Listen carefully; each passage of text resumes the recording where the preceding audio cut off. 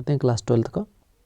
ये ग्राफ है, बहुत इंपॉर्टेंट ग्राफ होता है, कोई ना कोई ग्राफ आपसे बोर्ड में पूछ लिया जाता है, तो हर एक चैप्टर का ग्राफ देखेंगे। ये पार्ट इसका फर्स्ट है, इसके बाद सेकंड पार्ट अपलोड कर दिया जाएगा।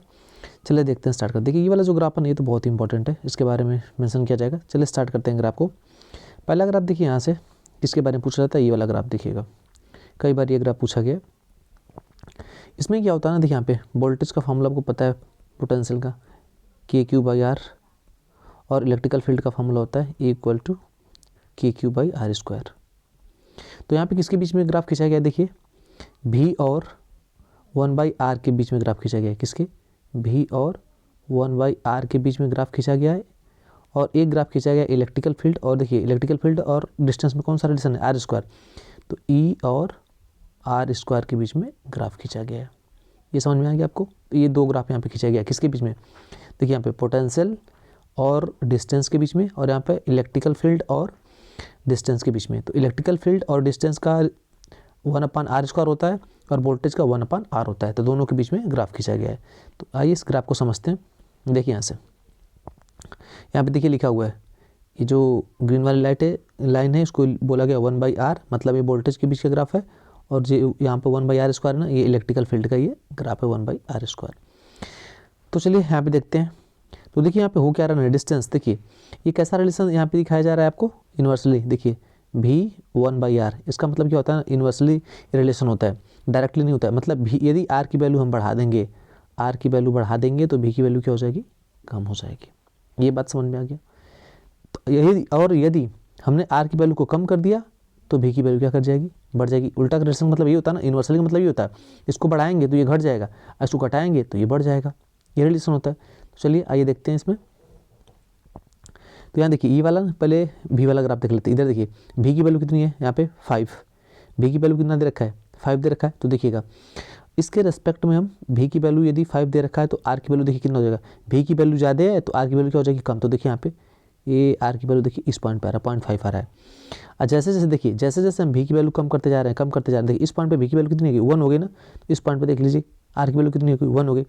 अब इसके बाद देखिएगा, जैसे जैसे हम V की वैल्यू कम करते जा रहे हैं, R की वैल्यू क्या करती है, बढ़ती। देखिए अब V की वैल्यू हम क्या कर रहे हैं, कम कर रहे हैं ना, तो R की वैल्यू हमारे क्या करने लगी, बढ़ने लगी। देखिए इस पॉइंट 0.5 पे R की वैल्यू कितनी हो जाएगी, 0.35 हो जाएगी। देखिए यहाँ से 0.5 पर देखिए इसकी वैल्यू कितनी हो गई, 3.5 हो गई। इसका मतलब क्या होगा, हमने V की वैल्यू को जब कम कर रहे हैं तो R की वैल्यू क्या करती जा रही है, बढ़ती जा रही है। ये रिलेशन ये आपको बताता है। तो ये देख लीजिए, ये ग्राफ हो गया आपका V और 1/R के बीच का ये रिलेशन हो गया। अब E के बीच का ग्राफ देख लेते हैं, सेम ऐसे ही होता है। देखिए यहाँ से E और 1/R² के बीच का ग्राफ, ये भी यही कहानी सेम है। यदि ये वैल्यू E की वैल्यू को हम बढ़ाएंगे तो R की वैल्यू कम हो जाएगी। देखिए यहाँ पे E की वैल्यू यहाँ पे 5 है, तो यहाँ पे देख लीजिए इसकी वैल्यू कम है। और यदि E की वैल्यू को हम कम कर देंगे तो R की वैल्यू क्या करेगी, बढ़ जाएगी। तो इस पॉइंट पे देखिएगा, यहाँ पे देखिए E की वैल्यू यहाँ पे फिर से 0.5, तो यहाँ पे देख लीजिए ये वैल्यू, यहाँ पे देखिए ये वैल्यू बहुत ज़्यादा हो गई। तो ये हो गया आपका, ये ग्राफ पूछा जाता है। तो ये सिंपल सा ऐसे ग्राफ खींचेंगे, इधर यदि V लिख देंगे, इधर लिख देंगे इसके बीच में 1/R के बीच में, तो ऐसे ग्राफ आ जाएगा। और यदि 1/R² के बीच में क्या रहा तो ग्राफ ऐसे खींच देंगे, सिंपल सा है। आगे चलिए देखते हैं। अब देखिएगा, अब ये ग्राफ देखिएगा, रजिस्टिविटी और टेम्परेचर के बीच में ग्राफ खींचा गया। वैसे होता है कि आपको पता है फॉर्मूला R = ρL/A। इसका मतलब रजिस्टिविटी बढ़ाएंगे तो रेजिस्टेंस भी क्या करता है, बढ़ता है। अच्छा, और टेम्परेचर बढ़ाएंगे तो रजिस्टिविटी भी बढ़ती है, तो रेजिस्टेंस भी क्या करेगा, बढ़ेगा। इसीलिए किसी वायर को हम गर्म कर देंगे तो उसका रजिस्टिविटी बढ़ जाएगी, रजिस्टिविटी बढ़ जाएगी ना, तो उसका रेजिस्टेंस भी बढ़ जाएगा, तो इलेक्ट्रिसिटी कम आती है। तो सबके लिए अलग अलग, वायर के लिए अलग अलग यहाँ पे ग्राफ खींचा गया, ग्राफ पूछा जाता है। तो यहाँ पे देख लीजिए ये रजिस्टिविटी, देखिए टेम्परेचर और रजिस्टिविटी के बीच में यहाँ पे ग्राफ खींचा गया है।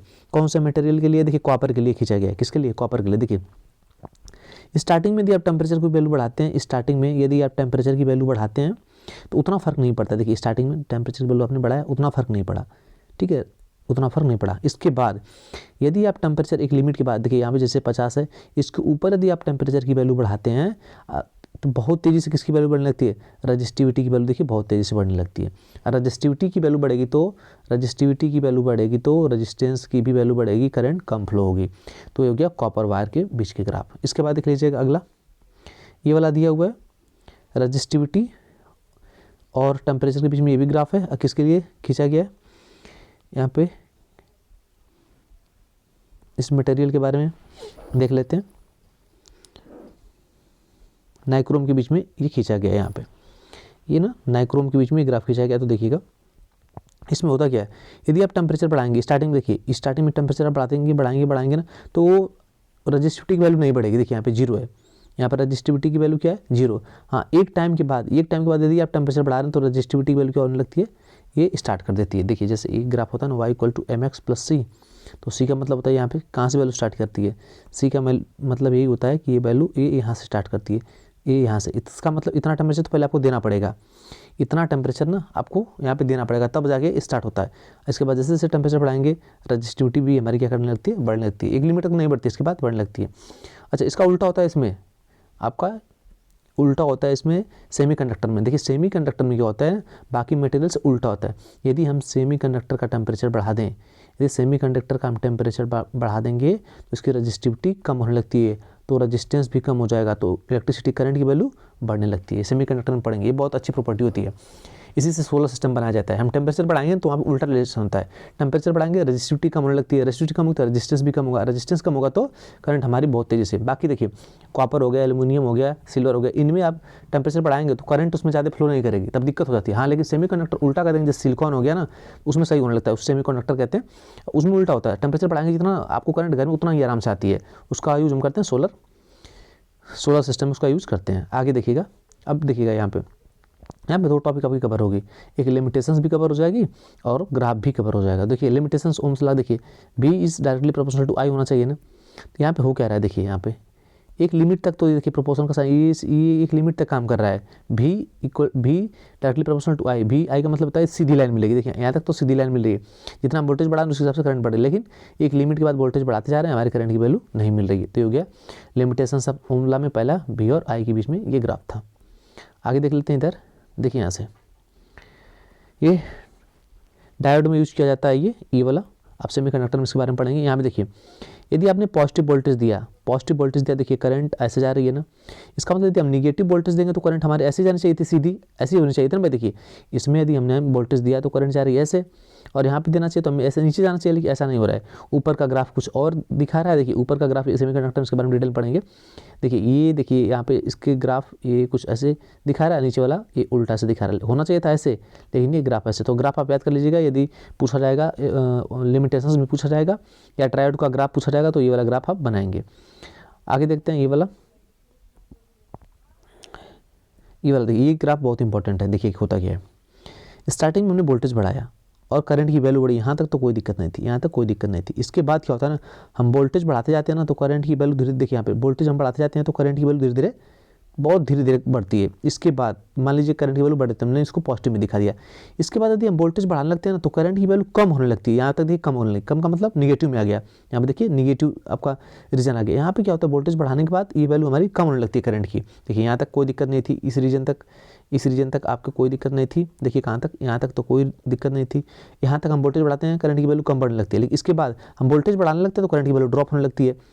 ठीक है, निगेटिव ये ग्राफ दिखाने लगता है, और ये इसके बाद ये फिर हल्का सा बढ़ने लगता है। तो ये किसके बीच के ग्राफ में पूछा जाता है, variation of current versus voltage of gallium arsenic material के अंदर से यदि वोल्टेज को हम लेके जाते हैं तो वो ग्राफ ऐसे दिखेगा। तो इसका मतलब ओम्स लॉ रहता है तो ऐसे जाता है ना। देखिए ओम्स लॉ का मतलब ऐसे सीधे जाना चाहिए था, लेकिन सीधा कहाँ जा रहा है, टेढ़ा जा रहा है ना, ये भी लिमिटेशंस हो गया। देखिए यहाँ भी ओम्स लॉ का फॉलो नहीं हो रहा है, ऐसे जाना चाहिए था, ये भी देखिए ऐसे जा रहा है। ये सब ओम्स लॉ के लिमिटेशंस है।